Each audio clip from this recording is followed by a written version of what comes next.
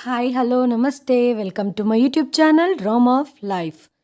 ఈరోజు నా కోడలు మూడో సంతానానికి జన్మనిస్తుంది. మరియు నేను ఇప్పటి వరకు నా కోడలు ముఖాన్ని చూడలేదు. ఎందుకంటే నా కొడుకు తన భార్యను ఎప్పుడు బుర్కాలో ఉంచేవాడు. కారణం అడిగితే నా భార్య చాలా ప్రత్యేకం, తను ఎవరు ముందుకు రాదు అనేవాడు. నేను అనుకునేదాన్ని, తన ముఖాన్ని నాకు కూడా చూపించకుండగా ఎందుకు దాస్తున్నాడు అని నాకు అనుమానం వచ్చింది. ఈరోజు నా కోడలు మూడో సంతానాన్ని జన్మనిచ్చింది. నేను నర్సుకు కొంత డబ్బు ఇచ్చి నా కోడలికి నిద్రమత్తు వచ్చే ఇంజెక్షన్ వెయ్యమన్నాను. నాకు కేవలం తన ముఖాన్ని చూడాలని ఉంది అన్నాను. కొంతసేపటి తర్వాత నర్స్ నన్ను లోపలికి పిలిచింది. నేను తన బుర్కా తీసి చూడగా నా నెత్తి మీద పిడుగుపడినట్లు అయ్యింది. ఎందుకంటే అక్కడ ఉంది నా కోడలు నా ముందు టీ గ్లాస్ పెట్టి, అత్తయ్య మీకు ఇంకేమన్నా కావాలా అని అడిగింది. ఈరోజు నేను నాలో ఉన్న టెన్షన్ తట్టుకోలేక కావాలి అన్నాను. నా కోడలాగి ఏం కావాలి అత్తయ్య గారు అని అడిగింది. నీ ముఖం నుంచి బురకా తీసేయ్, నేను నిన్ను చూడాలనుకుంటున్నాను అని అన్నాను. తను టెన్షన్తో తన బుర్కాను అడ్జస్ట్ చేసుకొని నా గదిలో నుంచి పరిగెత్తుకుంటూ వెళ్ళిపోయింది. నేను లోపలే నలిగిపోతున్నాను. ఏమో అక్బర్కు తనలో ఏం నచ్చిందో నాకు తెలియదు. పెళ్ళాన్ని చేసుకొని ఇంటికి తీసుకొని వచ్చాడు. వాళ్లకు పెళ్ళై ఇప్పటికి 4 సంవత్సరాలయ్యింది. నేనింతవరకు తన ముఖం చూడలేదు. నేను టీ తాగి కొంచెం సేపు పడుకుందామని మంచం మీద పడుకున్నాను. అక్బర్ పని ముగించుకొని ఇంటికి వచ్చి పిల్లల్ని ఆడిస్తున్నాడు. దేవుడు అక్బర్కి 2 ఆడపిల్లల్నిచ్చాడు. వాళ్ళిద్దరూ తండ్రిలాగే ఉండేవాళ్ళు. నేనెప్పుడు దేవుణ్ణి కోరుకునేదాన్ని, ఒక మగ పిల్లవాడిని ప్రసాదిస్తే బాగుంటుంది. వాడికి తల్లి పోలికలు వస్తే నేను నా కోడలు ఎలా ఉంటుందో ఊహించుకోగలను అని అనుకుంటుండగా అంతలో అక్బర్ నా పక్కన వచ్చి కూర్చున్నాడు. అమ్మా, మీరు అఫ్రీన్ను ప్రతిసారి ముఖం చూపించమని ఎందుకు అడుగుతున్నారు? నేను మీకెన్నిసార్లు చెప్పాలి? తనెప్పుడు బుర్కాలోనే ఉండాలనుకుంటుంది అని, పరదా పద్ధతిని పాటిస్తుందని, తను నియమ నిబంధనలతో ఉన్న పద్ధతి గల కోడలని మీరు మర్చిపోయారా? ఒక పద్ధతి గల అమ్మాయిని కోడలుగా తీసుకురమ్మని మీరే చెప్పారు కదా అనటంతో నేను మనసులోనే గొనుక్కుంటూ, అయినా ఈ కాలం ఆడపిల్లలు చిన్న చిన్న విషయమైనా తన భర్తకి చెప్పేస్తారు. అతను ఇలా చేయటానికి నేను ఒక కారణమే అని నిశ్శబ్దంగా ఉండిపోయాను. అక్బర్కి నేను చెప్పాను, నీకెక్కడ కావాలంటే అక్కడ పెళ్లి చేసుకో, ఏ అమ్మాయి నచ్చితే ఆ అమ్మాయిని పెళ్లి చేసుకొని తీసుకొనిరా అని. కానీ వాడికి కొంచెమన్నా బుద్ధుండాలి. పరదాలో ఉండాలి అంటే ఎల్లప్పుడూ బుర్కా వేసుకొని ఉండమని కాదు. కానీ తను ఎల్లప్పుడూ బుర్కాలోనే ఉండటం చూసి నాకు అప్పుడప్పుడు జాలి వేస్తుంది. ఒక్కొక్కసారి నవ్వు కూడా వస్తుంది. నేను అనుకున్నాను, వీళ్ళు నన్ను ఆట పట్టించడానికి విధంగా చేస్తున్నారేమో అని. కానీ 4 సంవత్సరాలు అయిపోయింది. ఏదో ఒక సమయంలో తన ముఖం నాకు చూపించాల్సింది. కానీ అలా జరగలేదు. నేను కూడా చాలా ఆలోచించాను. వీళ్ళు చాలా ఎక్కువ చేస్తున్నారు. ఎలాగైనా చేసి తన ముఖం చూడాలి అని అనుకున్నాను. అంతలోనే అక్బర్ నాకొక మంచి విషయం చెప్పాడు. అమ్మా, మీరు అఫ్రీన్ మంచి చెడ్డలు చూసుకోవాలి. తను చాలా బలహీనంగా ఉంది. ఎప్పుడు ప్రార్థన చేస్తుండండి. తన ఆరోగ్యం బాగుండాలి. పుట్టబోయే పిల్లవాడు ఆరోగ్యంగా బలంగా ఉండాలి అని అనటంతో నేను చిరునవ్వు నవ్వి మనసులోనే పుట్టబోయే పిల్లవాడి గురించి దేవుడికి ప్రార్థించుకున్నాను. ఒకరోజు సాయంత్రం నాకు అక్బర్ నుంచి ఫోన్ వచ్చింది. అమ్మా, నేను ఆఫీస్ పని మీద ఈరోజు రాత్రి వేరే ఊరు వెళ్ళవలసి ఉంది. నేను రేపు ఉదయమే వచ్చేస్తాను. మీరు అఫ్రీన్ని జాగ్రత్తగా చూసుకోండి అని చెప్పాడు. నువ్వేమీ దిగులు చెందొద్దు, నేను చూసుకుంటాను అని చెప్పాను. కొంతసేపటి తర్వాత అఫ్రీన్ నా దగ్గరికి వచ్చి, అత్తగారు, అక్బర్ ఈరోజు రాత్రి ఇంటికి రాలేరు. మీరు మీ టాబ్లెట్లు వేసుకొని పడుకోండి అనటంతో నేను సరే అని తల ఊపాను. తను వెళ్ళిపోయింది. నాకు రాత్రి తొందరగా పడుకునే అలవాటుంది. ఎందుకంటే ఉదయం 3 గంటలకు లేచి నాకు తహజుద్ నమాజ్ చదివే అలవాటుంది. దానికోసం నేను త్వరగా పడుకుంటాను. ఉదయం లేచి నేను నమాజ్ చేస్తుండగా ఎవరో మాట్లాడుకుంటున్నట్లు నాకు వినిపించటంతో నేను నా కోడలి రూమ్ వైపు వెళ్ళాను. అక్బర్ రాత్రి ఎప్పుడు వచ్చాడో నాకు తెలియలేదు. నేను నమాజ్లో ఉండగా ఎవరో నా పక్కన వచ్చి కూర్చున్నట్టుగా అనిపించింది. నేను అక్బర్ వచ్చి కూర్చున్నాడేమో అని అనుకున్నాను. నమాజ్ పూర్తయ్యే సమయానికి ఎవరో నా పక్క నుంచి లేచి ఇంట్లో నుంచి బయటికి వెళ్తున్నారు అనిపించింది. నాకు కేవలం నల్ల రంగులో ఉన్న బుర్కా మాత్రమే కనిపించింది. రాత్రి ఈ సమయంలో నా కోడలు ఎక్కడికి వెళ్తుంది? అక్బర్కి అఫ్రీన్ మధ్య ఏమైనా గొడవ జరిగిందా అని అక్బర్ గది వైపు వెళ్ళాను. కానీ అఫ్రీన్ అక్కడ గదిలో పడుకొని ఉంది. పడుకొని ఉన్నప్పుడు కూడా తను బుర్కా వేసుకొనే ఉంది. అక్బర్ వచ్చినట్లు ఏ విధమైన గుర్తులు లేవు. నాకు ఒక రకమైన భయం ఆవహించింది. నేను వెంటనే నా గదిలోకి వెళ్ళి మంచం మీద కూర్చున్నాను. ఆ సమయంలో జరిగిన దాని గురించి ఆలోచిస్తున్నాను. నేను ఎంతసేపు కూర్చున్నానో నాకే తెలియలేదు. ఇంతలో తలుపు తట్టిన శబ్దం వచ్చింది. నేను వెళ్ళి తలుపు తీశాను. ఎదురుగా అక్బర్ నిలబడి ఉన్నాడు. తను నన్ను నమస్కరించి నాతో పాటు వచ్చి పక్కన కూర్చున్నాడు. అక్బర్, నువ్వు ఒకసారి వచ్చి ఎక్కడికి వెళ్ళావు అని అడిగాను. అక్బర్కి అర్థం కాలేదు ఏం జరిగిందో. అమ్మా, ఏం మాట్లాడుతున్నావు? నేను నిన్న సాయంత్రం వెళ్ళి ఇప్పుడే వస్తున్నాను. నేను నవ్వుతూ, నీ ముసలి తల్లిని పిచ్చిదాన్ని చెయ్యొద్దు. నేను ఉదయం లేచినప్పుడు మీ గదిలో నుంచి నువ్వు మాట్లాడే శబ్దం వచ్చింది. తర్వాత కొంతసేపటికి నా పక్కన వచ్చి కూర్చున్నావు. నమాజ్ అయిపోయే సమయానికి బుర్కాలో నువ్వు బయటికి వెళ్ళిపోయావు. అయినా నువ్వు బుర్కా ఎందుకు ధరించావు? నీ ముఖాన్ని ఎందుకు దాచావు? అక్బర్ నా మాటలు విని ఆశ్చర్యానికి లోనయ్యాడు. నాకు సమాధానం చెప్పకుండగా తను నా దగ్గర నుంచి కోపంగా లేచి తన గదిలోకి వెళ్ళిపోయాడు. వాళ్ళిద్దరి మధ్య గొడవ జరిగే శబ్దం వస్తుంది. చాలాసేపటి వరకు వాళ్ళు గొడవ పడుతూనే ఉన్నారు. నాకు అర్థం కాలేదు వాళ్ళు గొడవ పడటానికి కారణం ఏంటి అని ఆలోచిస్తున్నాను. వాళ్ళ గొడవ తర్వాత ఇంట్లో పరిస్థితులు పూర్తిగా మారిపోయాయి. అఫ్రీన్ పని ముగించుకున్న వెంటనే తన రూంలోకి వెళ్ళిపోయేది. అక్బర్ పగలు రాత్రి పనిలో ఉండేవాడు. నాకు ఆ ఇద్దరు పిల్లలు ఆసరాగా ఉండేవాళ్ళు. వాళ్ళు ఆడుకుంటూ అల్లరి చేస్తూ నన్ను ఆనందపరిచేవాళ్ళు. ఒక వారం ఇలాగే గడిచిపోయింది. అక్బర్ అఫ్రీన్ మధ్య మాటలు లేవు. వాళ్ళ మధ్య ఎప్పుడూ ఇలా జరగలేదు. ఒకవేళ ఇద్దరు కోప్పడినా వాళ్ళు దగ్గర అవ్వటానికి ఎక్కువ సమయం పట్టేది కాదు. కానీ ఈసారి విషయం వేరే ఉంది. నేను టీ తాగి కొంతసేపు పడుకున్నాను. నేను పడుకొని కొంతసేపు అయ్యిందో లేదో ఇంటి తలుపు తెరిచిన శబ్దం వచ్చింది. నేను శబ్దం విని కూడా అలాగే పడుకొని ఉండి గమనిస్తున్నాను. బుర్కా వేసుకొని ఉన్న ఒక నల్లని నీడని నా కోడలు గదిలోకి వెళ్ళటం చూశాను. నేను ఆశ్చర్యపోయాను. ఇది ఎవరై ఉంటారు? ఇతను ఆ రోజు వచ్చిన మనిషి కాదు కదా. ఇలా ఆలోచించినందుకు నేను చెవులపై చేతులు పెట్టి అల్లాని క్షమాపణలు కోరుకున్నాను. నేను ఎల్లవేళలా నమాజు చేసే వ్యక్తిని. ఈ విధంగా ఏ కారణం లేకుండగా ఒక స్త్రీపై అభియోగం వేయకూడదు. ఎందుకంటే నా కోడలు చాలా మంచిది. ఎల్లప్పుడూ పద్ధతిగా ఉంటూ పరదా పద్ధతిని అవలంబించేది. ఈ రోజుటి వరకు నేను తనలో ఏ చెడు చర్య చూడలేదు. నాకు కేవలం తనతో ఒక విషయం గురించి మాత్రమే మాట్లాడాలని ఉంది. తను ఎందుకు నా నుంచి తన ముఖాన్ని దాస్తుంది అని. కానీ దీన్ని కూడా నేను తను నిజాయితీగా ఉందని పట్టించుకోవట్లేదు. అందుకే పూర్తి విషయాన్ని నేనే స్వయంగా పరీక్షించుకొని ఒక నిర్ణయానికి రావాలని అనుకున్నాను. నేను లేచి మెల్లగా నడుస్తూ నా కోడలు గది దగ్గరికి వెళ్ళి నిలబడ్డాను. గది నుండి నా కోడలు మాట్లాడే మాటలు వినిపిస్తున్నాయి. కొంతసేపటికి ఒక మగ వ్యక్తి మాట్లాడే మాటలు వినపడ్డాయి. నేను భయపడి 2 అడుగులు వెనక్కి వేశాను. నేను నా గదిలోకి వెళ్ళి ఏడ్చేశాను. నా కోడలు ఏ మార్గంలో వెళ్తుంది? చెడు మార్గం అయితే కాదు కదా. నాకుండేదే ఒక్కడే కొడుకు. అతన్ని మోసం చేస్తుంటే నేను ఎలా చూస్తూ ఊరికే ఉండగలను? నేను వెంటనే అక్బర్కి ఫోన్ చేసి వెంటనే ఇంటికి రమ్మని చెప్పాను. ఒక 10 నిమిషాలకే నా ముందు నుంచి ఆ బుర్కాలో ఉన్న వ్యక్తి ఇంటి నుంచి బయటికి వెళ్ళిపోయాడు. ఆధారం చేతి నుంచి చేజారిపోయిందని నేను చేత్తో నా తల పట్టుకొని కూర్చున్నాను. ఒక అర్ధగంట తర్వాత నా కొడుకు ఇంటికి వచ్చాడు. అతను ఏదో బాధలో ఉన్నాడు. తను ముందు నా దగ్గరికి వచ్చి నా బాగోగులు అడిగాడు.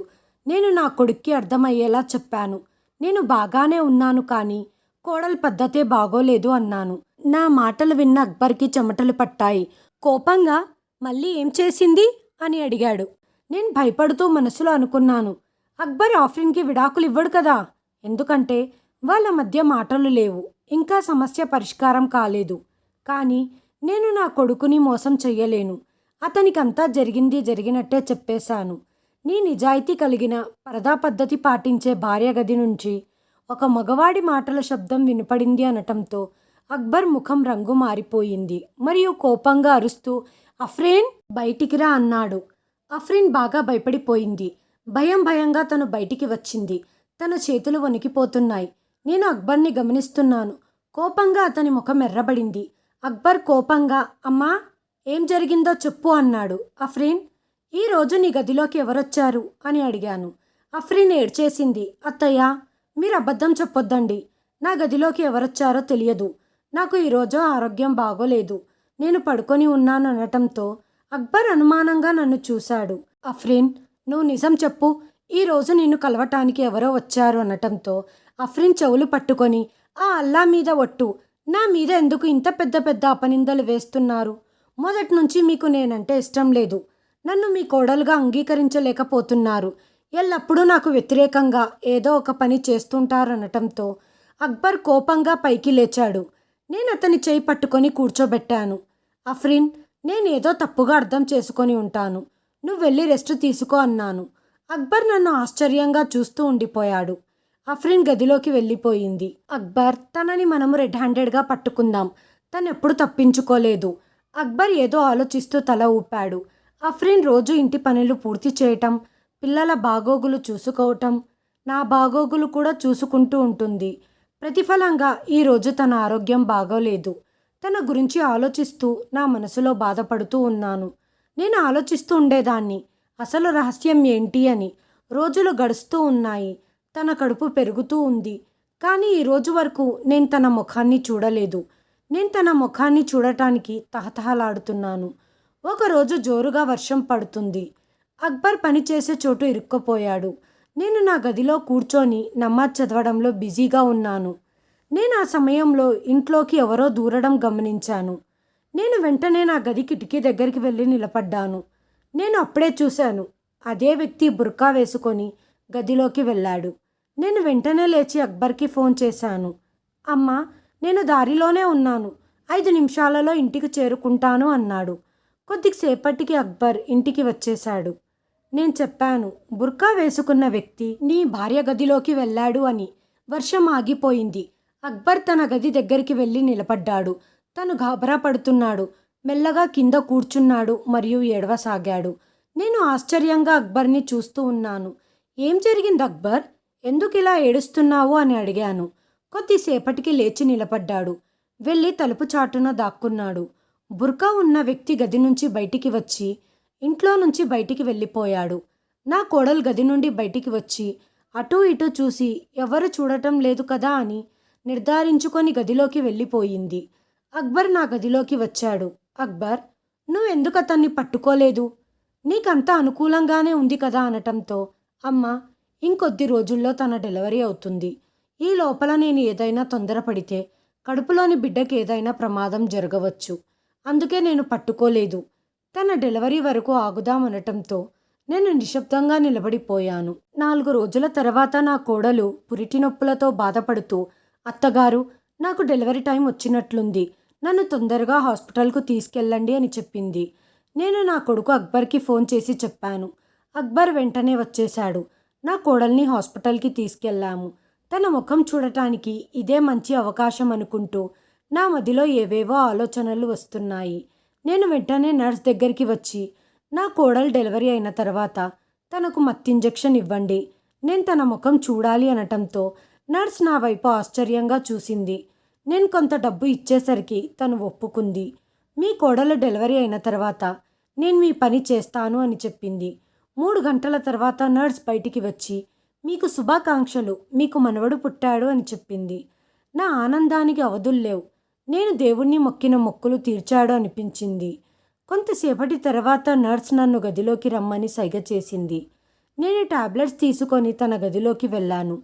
లోపల ఉన్న సన్నివేశం చూసి నా నెత్తి మీద పిడుగుపడినట్టయింది. ఎందుకంటే అక్కడ పడి ఉంది నా కోడలు కాదు. తను నా జీవితాన్ని 25 సంవత్సరాలు వెనక్కి తీసుకొని వెళ్ళింది. నా పేరు నూర్జహాన్. మేము 7 సంతానం. నాకంటే 5 మంది పెద్దన్నయ్యలు ఉన్నారు. నాకు ఒక చెల్లి ఉంది. ఇంట్లో మేమే రాజ్యం ఏలేవాళ్ళం. ఇంట్లో అందరు నన్ను చాలా ప్రేమగా చూసుకునేవాళ్ళు. ఎందుకంటే నేను ఇంట్లో పుట్టిన మొదటి ఆడపిల్లని. నేను అడిగే ప్రతి కోరికను నెరవేర్చేవాళ్ళు. నాకు చిన్న వయసులోనే పెళ్లి చేశారు. మా చిన్నమ్మ కొడుకు మరియు నేను ఒకరినొకరం ఇష్టపడేవాళ్ళం. 2 నెలల తర్వాత మా పెళ్లి జరగాల్సి ఉంది. అనుకోకుండా మా చిన్నమ్మ చనిపోయింది.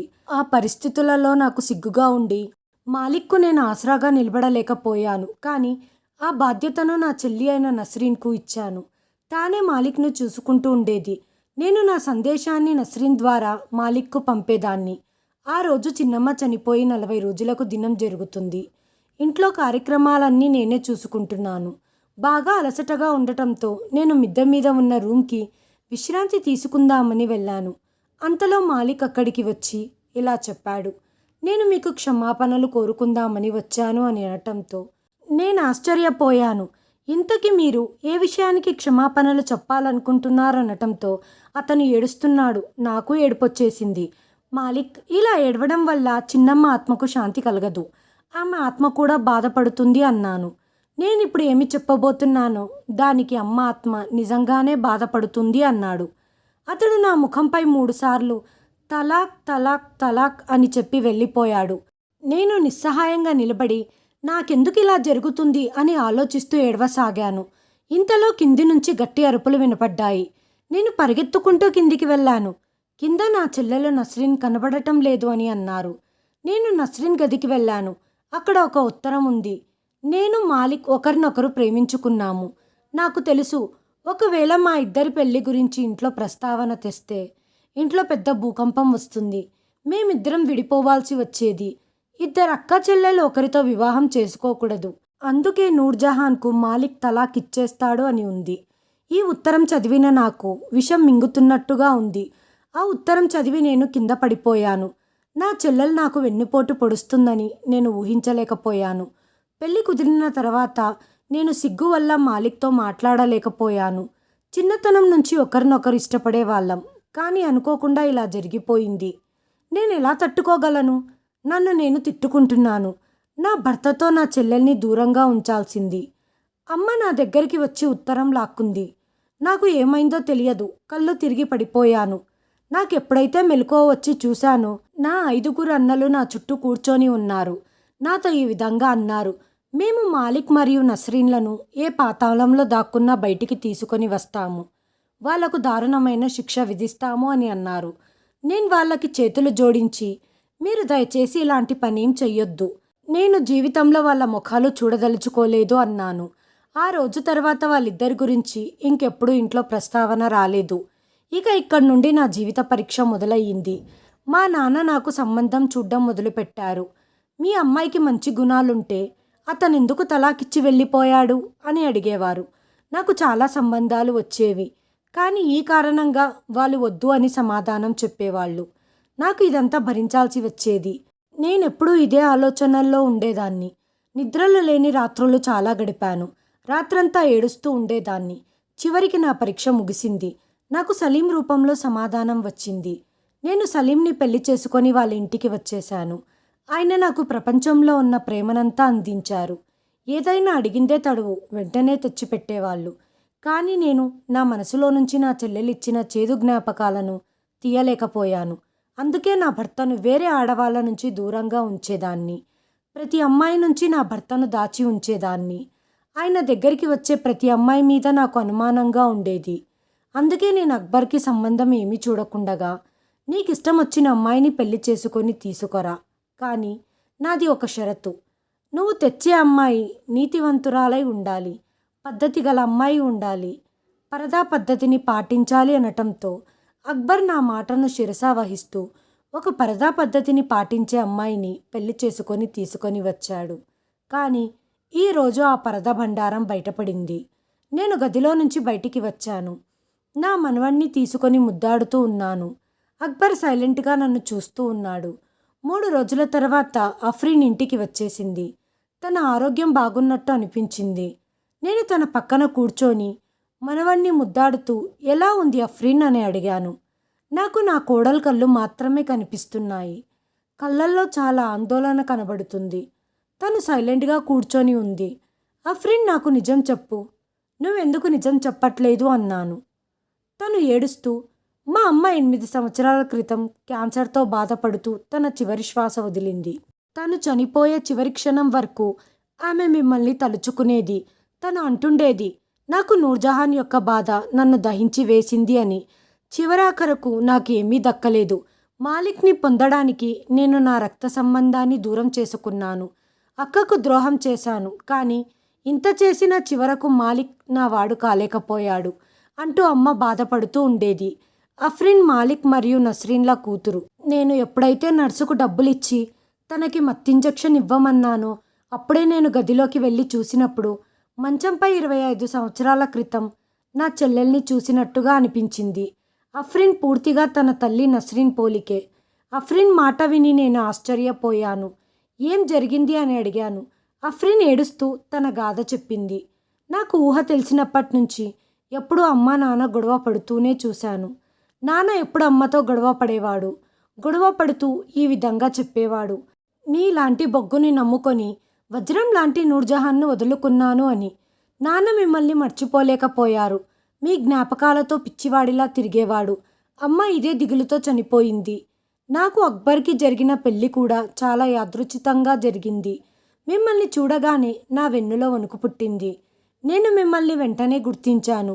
మా ఇంట్లో మీ ఫోటోలు చాలా ఉన్నాయి. నేను వెంటనే అక్బర్కి జరిగిన విషయమంతా చెప్పాను. మేమిద్దరం కలిసి ఒక నిర్ణయానికి వచ్చాము. నేనెప్పుడూ బుర్కాలోనే ఉండాలి అని, లేకపోతే మీకు అనవసరమైన ఇబ్బంది కలుగుతుందని. మీకు విషయం తెలిస్తే మీరు నాకు తలాకిప్పిస్తారేమో అని భయంగా ఉండేది. పెళ్లికి ముందే అక్బర్ నాతో ఒక మాట తీసుకున్నారు. నువ్వు మీ నాన్నతో ఎటువంటి సంబంధాన్ని కొనసాగించకూడదు అని. నేను నా మాటను నిలబెట్టుకున్నాను. కానీ మా నాన్న నన్ను చాలా ఇబ్బంది పెట్టేవాళ్ళు. ఆయన ఒక్కసారి మమ్మల్ని చూడాలి, కలవాలని అనుకున్నారు. అందుకే ఆయన బుర్కా ధరించి ఇంటికి వచ్చేవాళ్ళు. నేను ఈ మాటను అక్బర్కు చెప్పేదాన్ని కాదు. ఎందుకంటే ఆయన మా ఇంటితో ఎలాంటి సంబంధం పెట్టుకోవద్దని ముందే చెప్పారు కాబట్టి. ఒక్కసారిగా నా గతం నా కళ్ళ ముందు మెరిసింది మరియు మాయమైపోయింది. అఫ్రిన్ నాకు మనవడు పుట్టిన కారణంగా ఈ సంతోషంలో నేను నస్రిన్ మాలిక్లను క్షమించేశాను. నువ్వు 100 సార్లైనా వెళ్ళి మీ నాన్నను కలువు, నాకే ఇబ్బంది లేదు. కానీ నేను చచ్చే వరకు కూడా మీ నాన్నను ఈ ఇంట్లోకి తీసుకురావద్దు. ఎందుకంటే నేను అతన్ని ఎదుర్కోలేను, ఆయనను చూడదలుచుకోలేదు, కలవదలుచుకోలేదు అనటంతో అఫ్రిన్ వెంటనే లేచి నన్ను కౌగిలించుకుంది. అక్బర్ కూడా నాకు క్షమాపణలు చెప్పాడు. నేను పెద్ద మనసు చేసుకొని గడిచిన జీవితాన్ని ఆలోచిస్తూ ముందున్న భవిష్యత్తుని నాశనం చేసుకోదలుచుకోలేదు. నా కొడుకు కోడలు, మనవడు మనవరాళ్లే నా భవిష్యత్తు. వాళ్ళ ఆనందం సంతోషాలను మించి నాకు ఏదీ లేదు. హాయ్ ఫ్రెండ్స్, ఈ వీడియోను చివరి వరకు చూసినందుకు ధన్యవాదాలు. ప్లీజ్ సబ్స్క్రైబ్ చేయండి, లైక్ చేయండి, షేర్ చేయండి, కామెంట్ చేయండి. Thanks for watching.